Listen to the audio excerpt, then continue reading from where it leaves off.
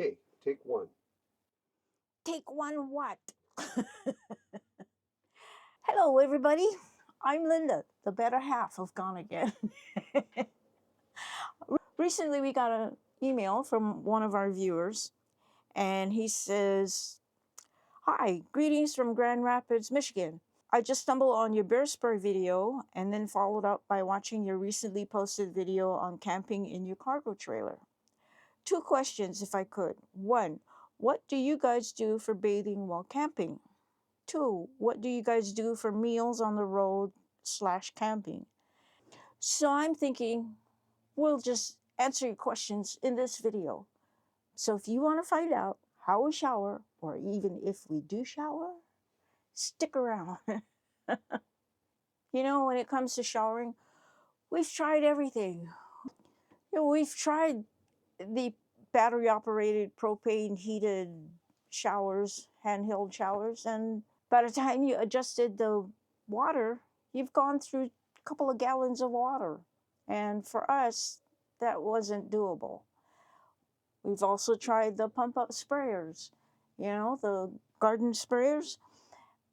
Got tired of pumping. In the middle of the shower, you had to pump. And that didn't work out for us either. Yeah, showering outside, we froze our butts off. I don't care about you people that say shower outside when it's hot. You still freeze your butt off. With any kind of a breeze, you still freeze your buns off, even if you're in a shower tent. We settled on the Japanese Furo style that I grew up with. We'll show you how it works. Okay, so your next question is, where's the shower? We'll show you how we set it up. This is a portable dog bath that Rick put a utility sink drain in that you can get from your local hardware store. And we put this in that puka in the floor, or that hole in the floor, and open it up. It just drains to the outside. And if you're in a campground and you need to catch your gray water, you can empty it into a bucket. So we fell back on the old standby. Hot water in a bucket, a cup to scoop the water out, pour water all over you. And I just sewed 2 shower curtains together. There's the seam. We did have this mounted on a hula hoop, but it was just too wide, and the hula hoop was just too much to deal with after the shower. And there we go.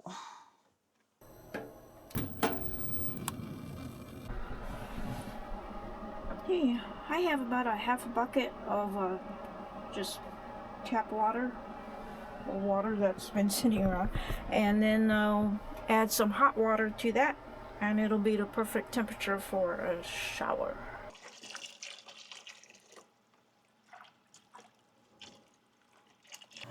By the way, we use these little towels, not the full-size bath towels, because they're easier to store and they dry faster.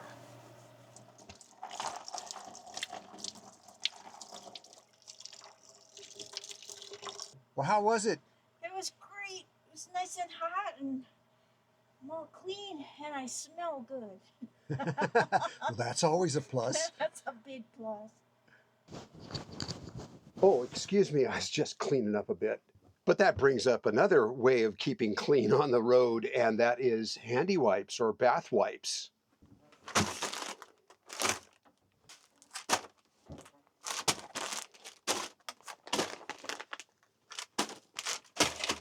All bath wipes are not created equal, and in here I have a couple of favorites, and there's some that you need to steer clear of. No fooling, some of these are very pleasant and some of them aren't. Some of these will kind of strip the paint off your car. I'm kind of kidding about that, but some of these are really strong, and I'll show you what to look for. I got these at 3 different stores yesterday. CVS, Walgreens, and Walmart. A lot of you have probably seen Bob Wells from Cheap RV Living cover bath wipes for keeping clean. And you can stay really clean using them. Bath wipes, of course, are big as compared to the non-flushable wipes that are basically half this size. But bath wipes, you know, what do they call them? They call them premium washcloths or something, you know? But they do work very well for staying clean. Now, I gotta admit, if you're back east or you're down someplace where it's hot and humid, these are going to get you by a little. They'll be all right, but you're going to feel better taking a shower of some sort. But if you're camped out or boondocking down in the desert like Linda and I love to do, these can keep you going for a very long time. I think I've gone for, never mind, a long time.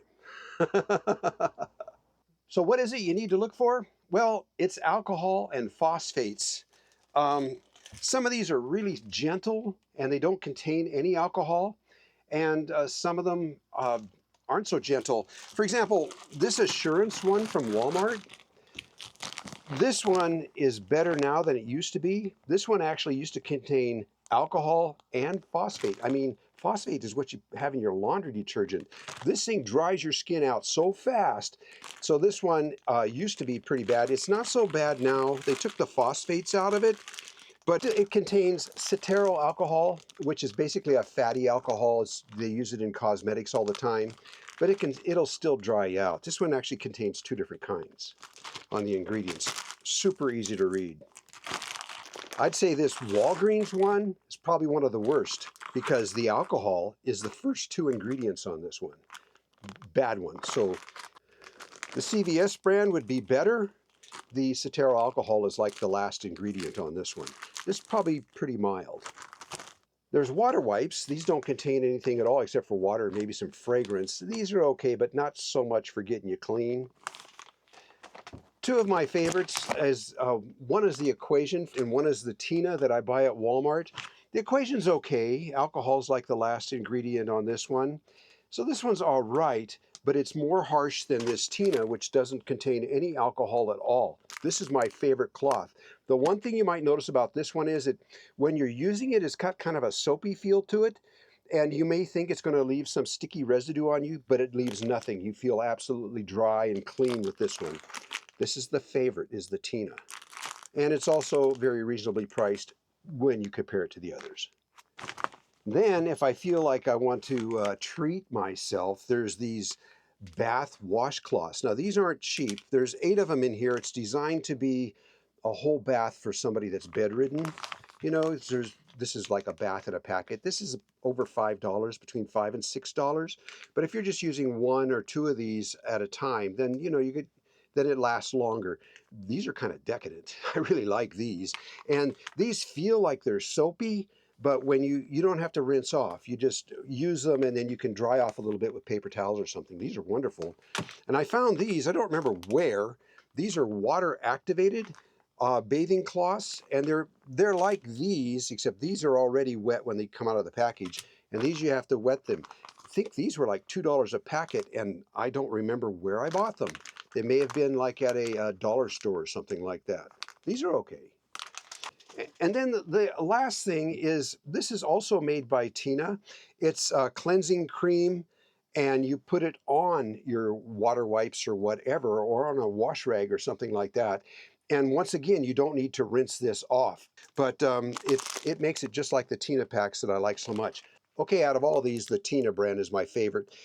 And then for those private parts, hydrogen peroxide, it's really mild, and just a couple squirts of this and use it on your, you know, wherever. This works really well. You can go a long time like that. Trust me, Bob Wells wasn't kidding. You can go a long time. Anyways, this is an alternative to showering if you can't carry a lot of water with you. The other question that Mark asked is, what do we do for food while we're traveling and while we're camped? And that's gone through kind of a metamorphosis too over the years. It used to be that when we were just driving, we used to stop for hamburgers. Not anymore. That's something we treat ourselves to now. You know, like maybe once a week, stop and spend 30 bucks on hamburgers. So what we do is we stop at grocery stores and we buy luncheon meat. Linda will make sandwich and salad because now we've got the 12-volt compressor refrigerator, and so fresh food is easy. Don't use an ice chest anymore. Buying bags of ice and then having soggy, ruined food, that's a thing of the past. 12-volt compressor refrigerators are the way to go. They average about 15 watt hours per hour, so they're really super efficient. You've always got nice, fresh food and drinks, so that's the way to go. So we make our lunches now, we make our dinners. Linda has become the queen of the one-pot meal.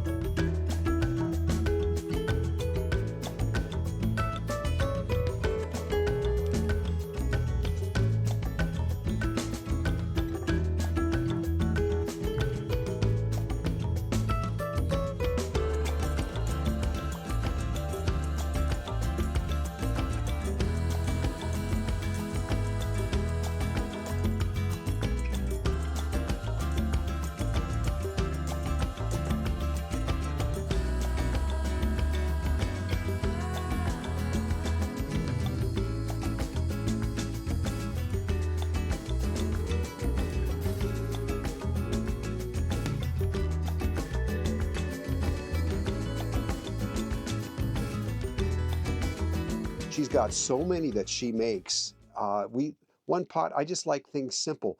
If she had her choice, she'd have a big stove and an oven, but no, she's gotten real good at making one pot meals. And so that's what we do. We keep things pretty simple on the road. And speaking of the big stove and oven, that brings up another subject, is how we cook our meals. We've gone through a lot of changes that way too. We started out like everybody else using a 2-burner Coleman stove, but look at the size of this thing. It takes up more than half of this table. Then we switched to a 1-burner stove, and this normally has a plastic base on it, but even with that plastic base, this one was really tippy. It was just disaster waiting to happen. So we made one modification that worked for us. I cut a hole in our tabletop, put a piece of 1/2-inch plywood underneath, and then put some metal on top. You could use an old license plate or something just to line the top. And then this goes into the hole like that, totally stable. Reach underneath, turn it off and on. This worked great. We used this for many years. And then we got lazy. That's just too darn easy. And the thing about these butane stoves is that they're very easy to simmer on because you can turn the flame down really low. So you have absolute control. This is a 15,000 BTU one, but and for boiling water, oh man, this bugger boils water real quick. And the price of the butane over here, I buy them by the dozen on Amazon. So we still use this stove quite a bit. And that leads us to the induction cooktop, which I was apprehensive about at first. I guess I just didn't trust it, but now we've used it a lot, and this probably gets used now like 90% of the time. It boils water like real fast, and it doesn't matter if you use a wide base pot or if you use a narrow base pot, it seems to boil the water just as fast. If it's a narrow base pot, it just concentrates all its energy right there. So we really like this a lot. It's the fastest boiling cooktop we've got. It just takes a couple minutes to boil water for coffee. Anyways, this is what we use now most of the time, probably 90% of the time. The other time we use that butane stove that I just showed you, and we use that on picnic tables and stuff like that. Otherwise, can't beat this, and these are not very expensive on Amazon. So Mark, I hope that answers your question on what we eat on the road, and I added some stuff to it, like how we cook it too. So hope that helps. Hey guys, thanks for watching this to the end. We sure appreciate it. Hope you enjoyed seeing some of Linda's recipes there. Sorry we didn't tell you what was in them, but that's for a whole nother video. Yeah, or you can join me on Instagram on Mrs. Gonagain, no period in there, all one word, and you can see more. Yeah, do you put your recipes on there? If they ask me, I'll send it to them. Okay, cool. Hey, you guys, see you around.